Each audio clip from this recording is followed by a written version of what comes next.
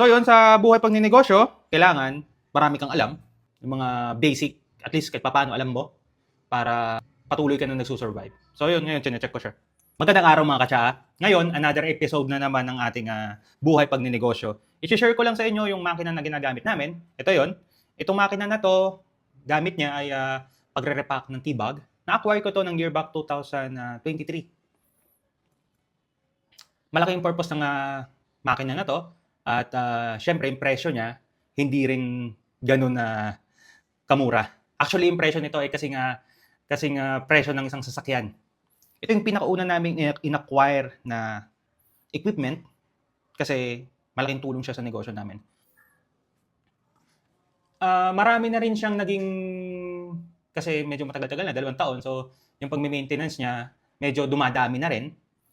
Marami na rin siyang nasisira. Halimbawa, yung solenoid valve, tapos ito naman mga cylinder, tapos yung mga simpleng rubber, marami na rin siyang nagiging problema.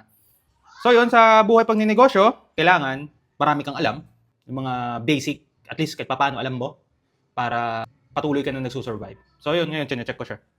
Ito siya mga katsa. Ito siya. Ito yung kailangan natin. Kasi, meron akong kaibigan, yung Facebook niya ay Powerworks. So, pumunta na siya dito para i-maintenance tong makina na to. Yung naging sira naman noong mga panahon ngayon, yung solenoid coil. Solenoid valve.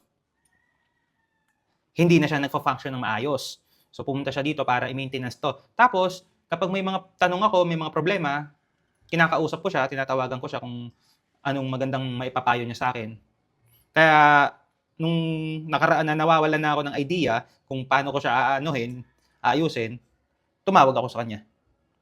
So, nagbigay siya sa akin ng payo na ganito, ito yung gawin mo, ito yung gawin mo. Kaya, nag-come up ako na ayusin siya ng ganito. Actually, ilang beses ko na siya inaayos. Nung mga nakaraang linggo pa, actually, masakit siya sa ulo kung paano siya aayusin. Kasi, kung tatawag pa ako ng engineer na galing sa ibang bansa, it will cost a lot of money. It will cost me 100,000 pesos.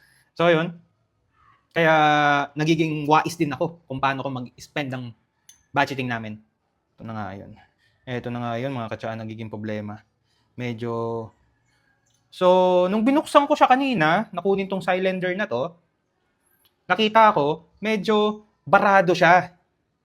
Barado yung dito. Hindi nyo lang makita sa video. Kasi, nagkakaproblema ako dito dahil hindi na bumabalik ng maayos yung makina. Basta parang ganun, hindi ko pa ma-explain ng farther. Kasi, ang labo niya explain kapag hindi nyo nakikita. Anyway, yun na nga. Pagtingin ko kanina, barado. So yun, sabi ko baka ito na nga yun. Kasi itong mga makina na to, kailangan nito ng hangin para mag-work. Kailangan niya ng hangin. Hindi lang basta-basta kailangan kuryente, plug in, and play, okay na. Hindi, ito kailangan nito ng hangin. So meron pa ako ditong compressor, may mga makina pa ako dito. So yun. Yung chine-check natin. So, upon checking upon sa niya, pagtingin ko sa kanya, tingin ko kung bakit hindi gumagana na maayos dahil nga dito, dahil barado, hindi nakakapasok yung hangin ng maayos dito sa cylinder na to. So yun. Kaya tignan natin kung maayos natin. Meron ako dito, nag-order ako nung last year in advance doon sa supplier ko, ibang bansa. Kaya tingnan natin.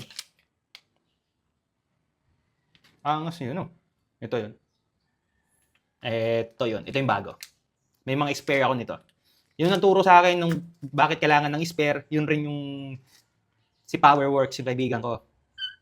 Kailangan may mga spare ka. So, simula nung sinabihan niya ako na ganun na kailangan, if you have equipment, para just in case na may problema ka, kailangan bumibili ka ng spare. So, yun. Ito na yun. Kaya, tingin ko maayos ko to. Salamat sa panonood mga katsa.